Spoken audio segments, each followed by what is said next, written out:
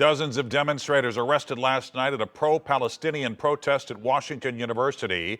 Then hours later, overnight crowds formed at the St. Louis County Jail waiting for their release. Good evening, I'm Mike Bush. Among those arrested were students, community members, and even Green Party presidential candidate Dr. Jill Stein. We'll have more on Stein in just a moment, but first, 5 on Your Side's Mercedes McKay shows us the chaos that unfolded. WashU says it became clear the demonstrations had the potential to get out of control and dangerous.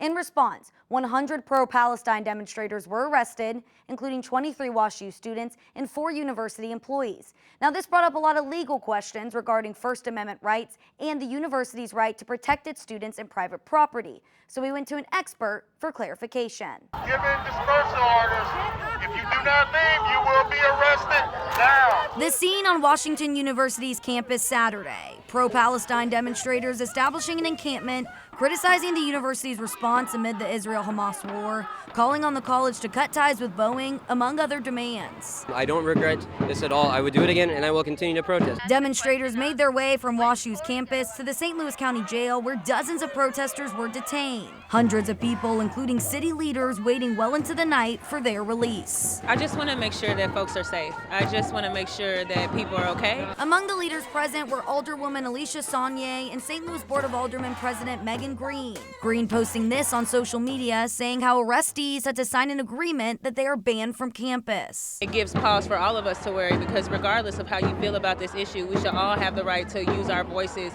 in a peaceful manner. Lawyer Scott Rosenblum says mass arrests like this one are cause for concern since everyone's not acting in the same manner. To that extent, it could be problematical, but I certainly think they were within their rights to arrest disruptive students and people that were crossing the line. While Rosenblum says students' right to protest is always welcome, it's not without restrictions. Certainly private schools can have more restrictions than public schools because the Constitution doesn't necessarily apply to the private schools when they're talking about discipline and things of that nature. In a statement, the university said everyone arrested will be charged with trespassing and some may be charged with resisting arrest and assault for injuries to WashU police. But despite it all, these demonstrators won't be silenced. So I'll protest harder and harder. Palestine will be free within my lifetime. WashU says 3 police officers were injured, including a concussion, a broken finger, and a groin injury. We asked if anyone from the university could sit down with us for an interview. They said no one was available.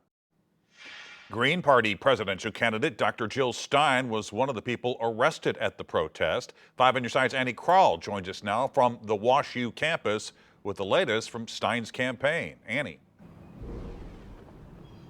Dr. Jill Stein was charged and arrested because of assault, and that is what we find out here with the WashU pro-Palestinian protest and the encampment yesterday because of Dr. Jill Stein's participation. And of course, we are here now today, and right behind me there are students, there are community members, they're making signs. They're also talking about the police altercations that they saw yesterday. I was out here all night, starting when it was time to break down and police were leaving campus around 9 p.m. with that encampment, and then at 2 in the morning when Stein was finally released, there was nearly 100 detainees in total as a result of the protests, most with trespassing at WashU. That's according to one of the St. Louis alderwomen who was writing down names as they came out of St. Louis County Jail. These politicians trying to use their presence as a way to de-escalate the situation, plus rally support for the pro-Palestinian movement, who cheered and shouted chants all night, waiting for those who had been arrested.